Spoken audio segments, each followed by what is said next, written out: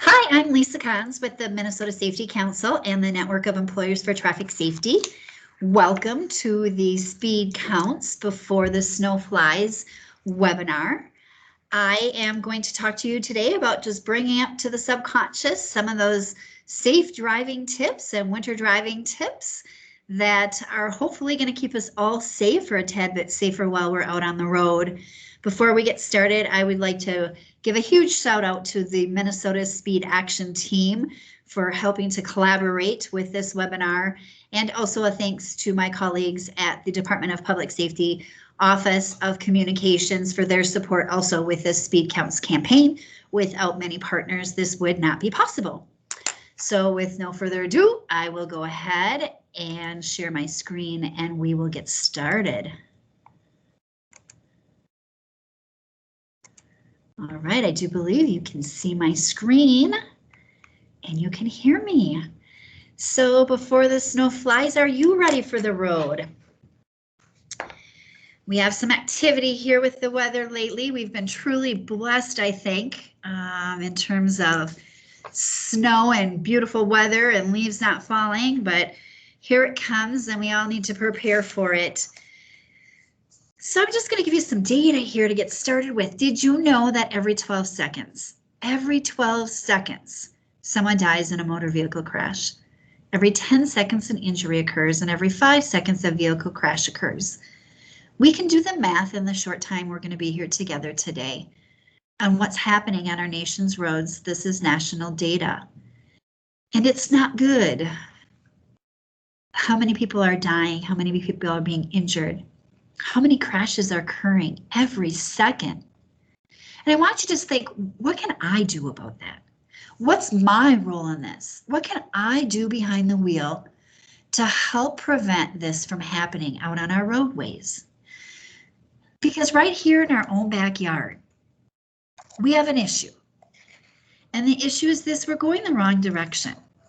In 2021, as of today, there's been 427 fatalities. In 2020, there were 346. We finished the year last year at 394. Right now, we're on task to finish the year the highest we have since 2007. The leading contributing factor to these fatalities is speed. Speed is out of control on Minnesota roads, and we're doing the best we can to come up with some strategic objectives on how to get this under control. And as I mentioned, right now, it's in our hands. What can we do to help this? We're good drivers. Eyes on the road, hands on the wheel, mind in the game. Put our buckle on, don't drive impaired, and slow down. Slow down. And so that brings us to winter driving. Because one of the most dangerous things most people do today is drive. One of the most dangerous things we're going to do is drive. It doesn't matter if we drive to and from work. It doesn't matter if we home office. It just matters if we're going to get on the road today. And if we drive for work, our risk increases because we have more windshield time. We have more time out on the road, so we have a higher crash risk. And then now add in the white stuff and the moisture and the slippery roads, or leaves are everywhere right now. And with moisture and a leaf, that creates a slippery environment. What do? I mean, sometimes we just forget. We take our habits that we have already created for 9 months of beautiful weather, and then the snow comes and we just keep driving like we used to. And unfortunately, we just can't. We have to make a shift in the way we drive when everything is out of our driving control. Because this is what happens. This is what social media and the news and the updates look like after that first dusting or that first 2 to 3 inches, 450 crashes. And this is right about the time of year, November. October snowstorm, the right-hand corner, State Patrol, 1,100 crashes and spinouts. October. Right about, the end of October, beginning of November. And why is that, do you think? What do you think are those contributing factors in some of those crashes? So this is going to be about taking control of you and your vehicle when driving conditions and everything else is out of your control. The lights, The weather, the road, the traffic, others. Oh, others. I mean, just about that time when you drop your speed limit back, and what a great idea, speed limits. Just because it says 35, 40, or 50 doesn't mean that's what you need to go. By all means, you can go 5, 10, 15, 20 miles less than those posted speed limits. You should be going for conditions and driving for conditions and not driving those speed limits. And just about the time you slow down, you may have someone on your bumper saying, go faster, go faster. Just about the time you allow more than enough space in front of your vehicle, someone is going to come in and take that space. Slow down, create some more space, because if you have to slam on your brakes, if you have to slow down, that space is going to be necessary. Only you can control what you can do behind the wheel, nobody else. The light is at your disadvantage, the weather, the road, the traffic, and others. So now it's time for us to step up to the plate and can control what we're doing behind the wheel. Because the best defense to avoiding skidding is always slowing down. The best defense behind the wheel is to drive for conditions, driving for those weather conditions. And so how do you determine the speed? How do I know? How fast should I go? What should I do? Well, know what the limit is in the area that you're driving in. Assess the conditions. Is it slippery? Is it icy? Is it snowing? Is it wet? Do I have a bridge deck? Do I have an entrance ramp? And adjust accordingly. The vehicles, the other drivers, they cannot make you go faster. They might push you, they might be on your bumper, they might be driving by, they might tell you you're number one. They cannot make you go faster. Let them pass you, let them go around you, let them continue on their way. You drive for what's comfortable for you. And now skidding. Oh, there was that dusting, there's some ice on the road, I'm losing control of my car. Do I steer into a skid? Do I steer out of a skid? What do I do? This is a question I've asked myself for years. Rear wheel or all-wheel drive. If your car starts to spin out of control or out of line, steer into the skid. Well, what does that mean? Steer into the skid, which means steer to the same side the back end of your vehicle is going. And the diagram below shows you a really good image of that. So you want to steer your vehicle to the same side the back end of the car is going to regain control of your vehicle. And then you want to focus on the target because our vehicle tends to go where our eyes are looking, and you want to try to avoid that sudden brake. When we're on a slippery condition and you slam on your brake, your car tends to slip and slide even harder. So avoid that temptation of really braking hard. A front wheel skid. During a front wheel skid, ease off the accelerator. If you're driving a car with a manual transmission, depress the clutch. With your eyes again focused on that target, try to steer the car back on course. If you don't regain control of the car within about 2 to 3 seconds, depress the brake lightly. Again, try to avoid from really slamming that brake on and just depress the brake lightly. Anti-lock brakes. This is a tricky one. Anti-lock brakes. Most vehicles have them now. I'm dating myself because when, of course, we learned to drive, we always had that press technique, you know, that push or push technique.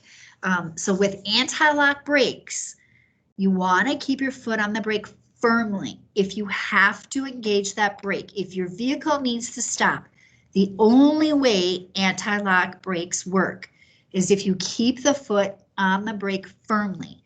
It's going to hear like a grinding sound and it's going to hear like a pumping sound because your anti-lock brakes are working and pumping for you without you pushing on that brake.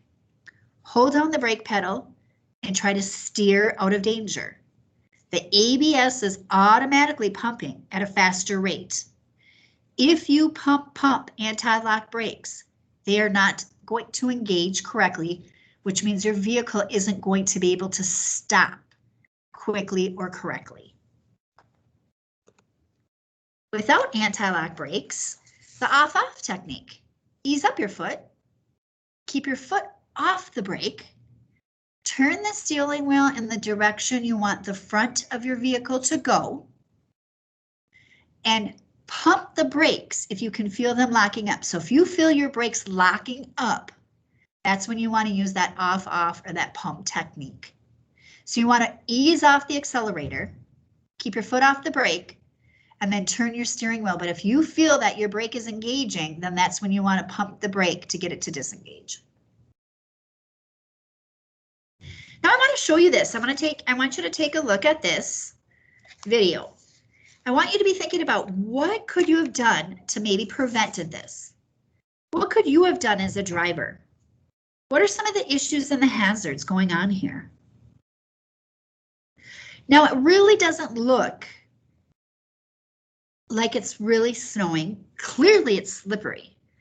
The camera is going to scan back. The visibility of this crash is extremely limited. Extremely limited, and that is coming up. Clearly, speed is a huge issue in this crash. These drivers were driving way too fast for conditions. And now you can there's the glimpse of the visibility. There was very, very limited visibility in this crash, which means they were driving way, way, way too quickly for conditions. You can see another car now is going to come up, going pretty fast. They can't hardly see where they're going. Here's a car right here, clipping along, has no idea what they're driving into. So when you're driving for conditions and you can see this crash, so of course we have an unfair advantage. Issues here, slippery conditions, it's snowing, going too fast, how could it been prevented? And one thing in this particular video I want to scale back to, there's people over here. I'm not sure if you can see my cursor or not, but if you can't, on the end of this professional truck, please, please, please, if you get into a crash and feel you have to get out of your vehicle, go to the furthest possible point away from the crash. Because this particular crash, there are cars and cars and cars and cars. And the next video is going to, or the next slide will show this. This is that crash. Wait for emergency vehicles to show up. Stay in your vehicle. It is the safest spot for you. If you feel you have to get out of your vehicle, get out and go as far away as possible. Because in this particular crash, cars continue to come and come and come. And so if you're out of your vehicle and your eyes, if you're another car, go to where that vehicle is, the odds of you getting crushed or hit or harmed are very high. Here's another example. You can see in this particular video, there's a culvert on both sides of the expressway, and there's some ice on both sides of the road. And so drivers are coming along on this, and they're not taking into consideration. You can see a couple brake lights here, this icy patch. But what one of the drivers does is puts their blinker on right in the midst of this icy patch to move over. And then that's when havoc is created.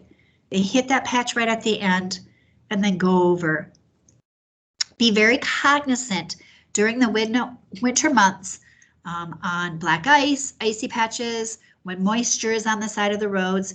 If you hit ice, that's one thing you do not want to do. You don't want to make a sudden stop, a lane change, a motion change with your vehicle, because you're very, very, very susceptible to that spin or that quick move or your car moving or sliding out of control.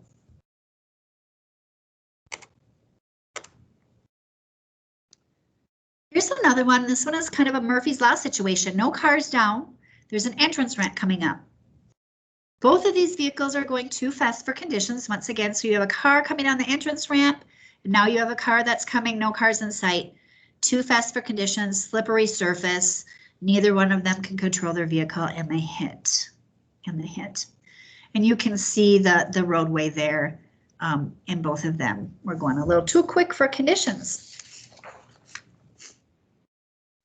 So let's talk about bridge decks for a couple of seconds.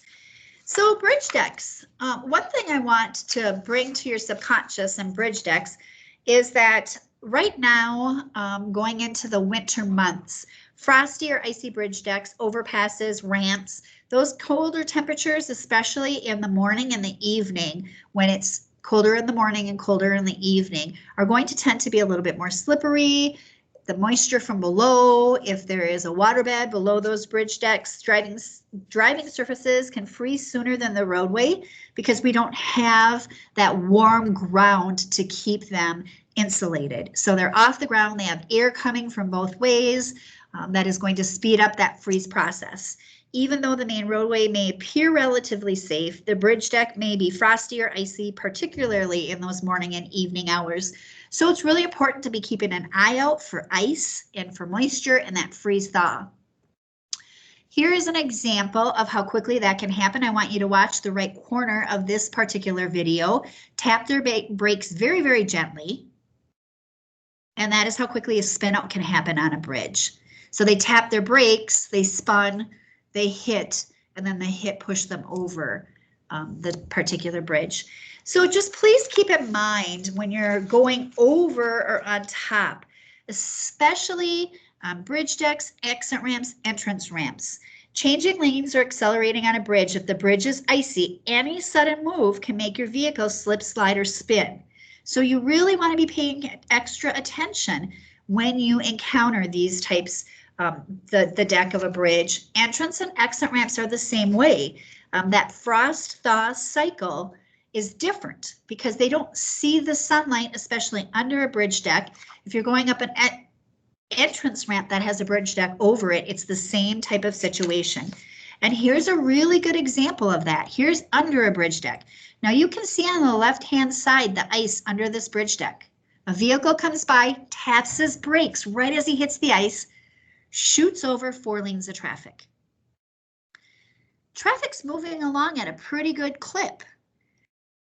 The roads are plowed, they look safe. It's that thaw freeze cycle again underneath that bridge deck. This is early in the morning rush hour traffic. So just be paying special attention. Again, it's just paying special attention during the winter months. There's certain things we need to be watching out for. I've mentioned following distance a couple of times throughout this presentation, and it's so important. When it's a beautiful sunshiny day and the elements are grayed out, we typically say maintain that 3-second following distance. When the weather is upon us and the conditions and the moisture isn't right and it's snowing or raining or foggy or icy, we want for you to use the 3-second plus rule. And what we mean by that is it might be 5 or 8 or 10 seconds. We want for you to allow space in front of your vehicle. So if you have to make that quick stop, if you have to slow down, you have time if you hit ice and have to skid a little or have to make a stop to prevent yourself from going into the vehicle in front of you. It gives you time to make a decision and think. It gives you necessary time to react. Because when you don't allow that space, and I know what you're thinking, well, the minute I give myself space, someone's going to take it. Let them. And then back off and create that space again. It's okay. Because when there's not enough space to react, unfortunately, this is what can happen. And there weren't any injuries in this particular incident. This car on top of the white car hit a car in front of them. This was actually 5 cars in this chain of events.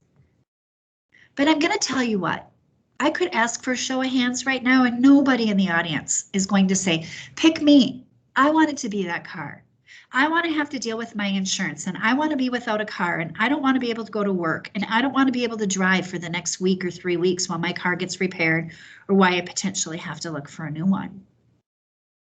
Nobody wants to be in these predicaments where a little bit of space and maybe some slower speeds could have prevented this. Avoiding a head-on crash, easier said than done. If you must, right off the road. If you must, again, these are just for your subconscious. If this might happen, tuck it away and maybe you'll be able to pull it right out. Drive from the right of way of oncoming traffic. Drive from the right of way of oncoming traffic. Don't swerve or skid off the road. So what we mean by that is if you can at all possible, don't hit somebody or something that's oncoming. Try not to go into oncoming traffic. If there's a tree to the right of you, try not to hit it head on. The furthest swipe you can hit as far away from the middle is the best because it's the less impact. A glancing blow is going to be better for all of you and for everyone in your vehicle. It's sheer physics. The furthest from the middle, the less impact. And it's going to give everyone in your vehicle a better chance of survival. And don't veer for deer. Oh, right. 'Tis the season for deer right now in the Midwest. And when they do jump out in front of you, and they will, please don't swerve to avoid hitting a deer. And again, that's natural instinct. The best thing we can do is hit them. Slow down in areas that have a large deer population. If you know of them when you're driving through those areas, blow your horn to startle them if possible. Always drive at safe speeds and always buckle up. But if a deer does come out in front of you, please do not swerve. The safest thing to do is take your foot off the accelerator, gently push down on the gas, or not on the gas, gently push down on the brake. By slamming on your brake tends to point the vehicle of your car down, and that could cause an animal up and into your windshield. So again, in a perfect utopia, this is what you should do if a deer or an animal jumps out in front of you. But by veering can again push you into oncoming traffic. It can push you into another object. It can push you into a pedestrian or a motorist. What they would like for you to do is just continue going straight and hit. Hopefully you'll run over what you hit, and then you can go over safely onto the side of the road. Sharing the road. We see these and they're out there, and they're out there to keep our infrastructure and our roads safe for all of us during a winter event. And so when we see them, it is our obligation to give them space and to let them do their job so they can get out there and they can make the road safe for all of our road users. So please be patient, stay back, stay alert, and slow down. They have a very limited view, and so they need the space to do their job, to do it well. And it means that you need to stay, you need to stay out of their snowbursts because they cannot see you. They make very sudden turns and very sudden movements, and oftentimes we need to be paying attention for that. So I am going to show you a really quick video of what it's like and what the view from a pub is like.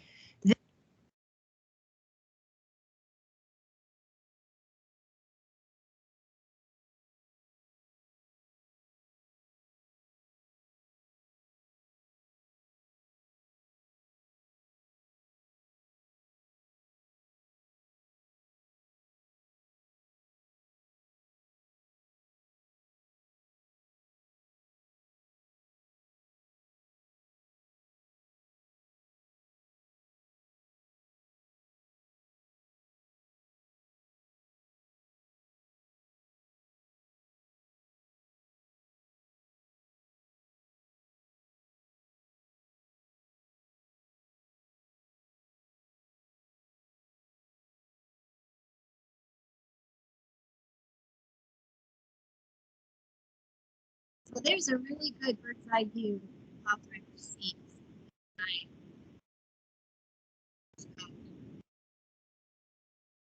There it is.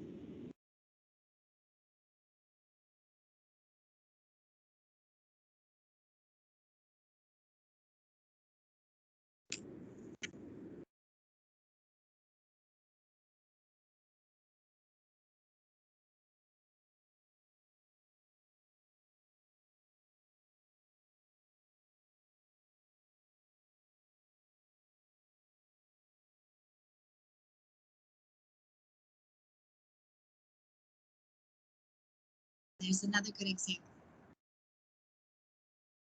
So I'm not going to play that whole video, but I would like to remind you this is on the Minnesota DOT's website. Please, please, please stay as far away from snow clouds as you can. And remember that plows turn and exit frequently. It is up to us to keep them safe and to keep ourselves safe and to let them do their job when they're out on the road. So what can you do? What can you do when you're behind the wheel? Plan before you travel. Simple planning can save you from being in trouble. It can save your life and the lives of others around you. Know where you're going and how to get there, and have an idea of where you're going ahead of time. Know where you're going ahead of time. So if the weather turns and gets real ugly before you get there, you have an idea of where you're going. So you don't have to rely on a map and take your eyes off the road and have to pull over. You've got an idea of where you're going. Prepare your vehicle. This is our responsibility to make sure that our vehicles are winter ready. Are the windows clean? Is the tank full? Do you have jumper cables? An emergency kit? Is there windshield washer fluid in the vehicle? Are your tires winter ready? I know tires are a huge investment. And I know going into the fall, there's many people who give them a look and give them a kick and think, I think they can make it one more season. If you're talking yourself into, I think they can make it one more season, it might be time to get new tires. That could be the difference between life and death on our winter roads this year. They need to be able to grasp the road when the roads are wet and when the roads are slippery. So please, please, please take time to make sure that your tires have the proper pressure and the proper depth and that they're aligned properly. That's extremely important. Make sure that your battery is properly, or make sure that you inspect your battery to make sure that the life is proper so that your battery doesn't die on our first cold snap. Emergency care kits. Do you have one in the back of your vehicle? You may never use it, but if you get caught in a snowstorm or you get caught pulled over on the side of the road or your car does break down, you have one readily available for yourself. Be aware of the conditions and listen to the weather forecast.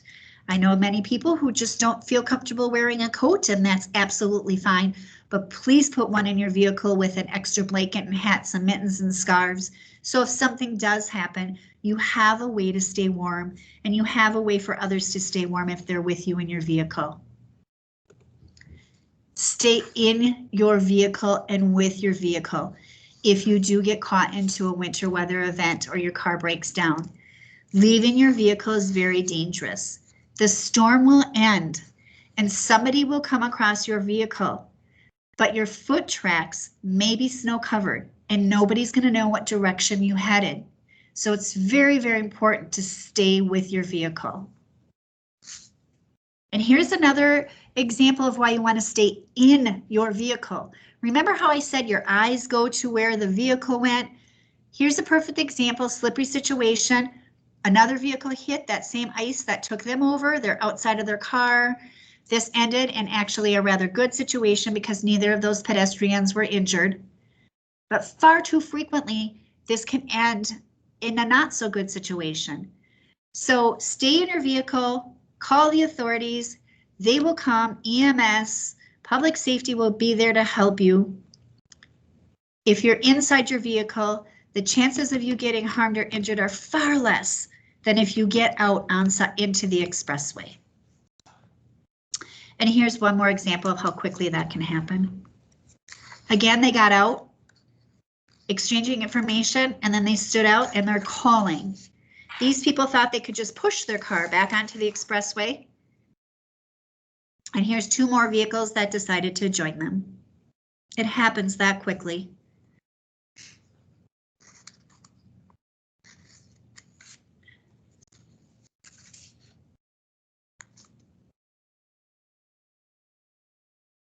If something does happen, please make yourself easy to find. Always let somebody know where you're going when you take off so they can expect you and have an idea of how long you've been out and about. Make sure you bring something bright colored or have something bright colored in your vehicle. So if you do get stranded, you can put a cloth or you can put something bright out so they can see your vehicle if you're pulled over. At night, remove the cover from your dome light so your dome light is brighter. And only use your emergency flashers when you hear a vehicle coming. That'll save on your battery so your battery doesn't die. You want to keep your battery life as long as you possibly can. Keep her cool. And this is so much easier said than done, isn't it? The storm is going to end and you will be found. You want to try to conserve your energy for as long as possible. You don't want to try to get hot and sweaty. Again, that's human instinct. We want to get out. We want to try to shovel ourselves out. We can do it. We're hardy Minnesotans. I'm going to get out of here. But then what happens is we're sweaty and then we get cold and then we have a whole nother issue on our hands. So we want to get out, we want to clear out that tailpipe, we want to keep really great air and fresh air moving through our vehicle, but we don't want to get hot and sweaty. We want to try to remain calm. And so one tip that we like to tell people is put a list of things we want to do and don't into your glove box for the winter months. If something happens, pull that list out and read that list, because we're going to be nervous and we're going to be anxious and we're not going to remember what to do. So if we can pull that list out that says, you know what, we're going to be found, have something bright, stay in my car, stay with my car, pull the dome light off, and go through that list of things to do and not do, that helps us bring things back to the subconscious, that helps calm us down a little bit. It might be easier to just walk through that list. Again, you may never use it, but it's there if you need it. For the love of snowmen everywhere, we're moving into a holiday season. Please don't drive impaired. We're in that season now where you might be at an open house here and an open house there, or a holiday party. Before we know it, we've had one too many, and now we're driving around impaired. Impairment is impairment. And so we are also at that time of the year where we might just be sitting around binging Netflix for 12 or 14 or 18 hours, and we're just physically exhausted. And then we think we can go out and drive. Or we're online shopping for 15 or 20 or 18 hours, and again, we're physically exhausted. It doesn't matter what the impairment is. Please have a plan. And that plan is just have somebody else drive for you. Give the gift of a sober driver. Give the gift of somebody who's had enough sleep. I just ask that don't drive impaired this time of the year or any time of year, because many Minnesotans are getting it. Impairment and driving just doesn't mix. Remember, snow means take it slow. Life doesn't have a rewind. Slow down, drive sober, buckle up, pay attention, because your life and the life of others depend on it. Thank you so much for spending time with me today. I hope you all have a safe winter holiday season. If you have any questions, I am more than happy to answer them. Here is my contact information. I can be reached at lisa.kons@minnesotasafetycouncil.org. This presentation is being taped, so I'd be more than happy to share it with anybody, and or if you would like a copy of it.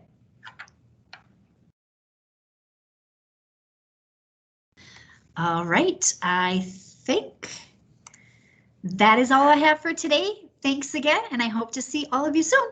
Bye for now.